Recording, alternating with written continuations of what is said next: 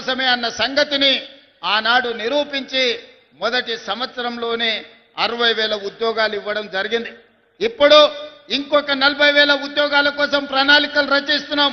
తొందరలోనే ఇంకా 40,000 ఉద్యోగాలు ఇచ్చి 2.5 సంవత్సరాలు పూర్తి చేసుకునే లోపల 1,00,000 ఉద్యోగ ప్రభుత్వ ఖాళీలను భర్తీ చేయడం ద్వారా ఇది ప్రజా ప్రభుత్వం ప్రజల కోసమే పనిచేస్తుంది, ప్రజల ఆకాంక్షలను నెరవేరుస్తుందని ఈనాడు మనం నిర్ణయాలు తీసుకొని ముందుకు వెళ్తున్నాం.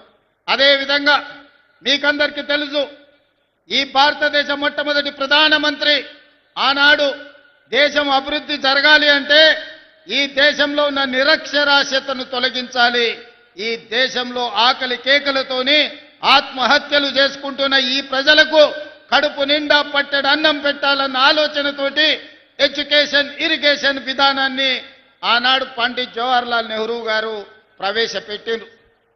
వారి స్ఫూర్తితోనే ఈనాడు మన ప్రభుత్వం నడుస్తుంది.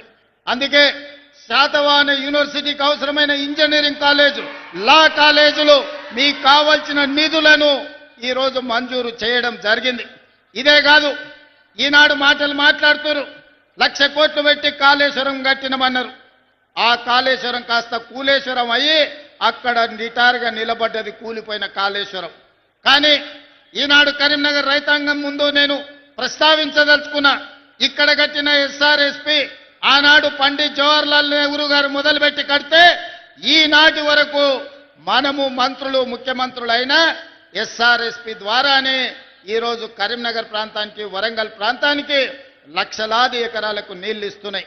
మనం కట్టిన ఎస్ఆర్ఎస్పి ఎట్లుందో బీఆర్ఎస్ వాళ్ళు కట్టిన కాళేశ్వరం ఎట్లుందో ఒక్కసారి ఆలోచన చెయ్యండి.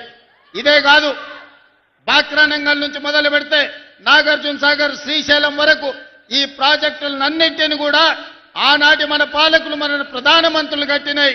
ఈ రోజు దేశానికి సేవలు అందిస్తున్నాయి. ఈ దేశమే ఎంతో ఆహార ఉత్పత్తిని పండించే దేశంలోనే వరి ఈరోజు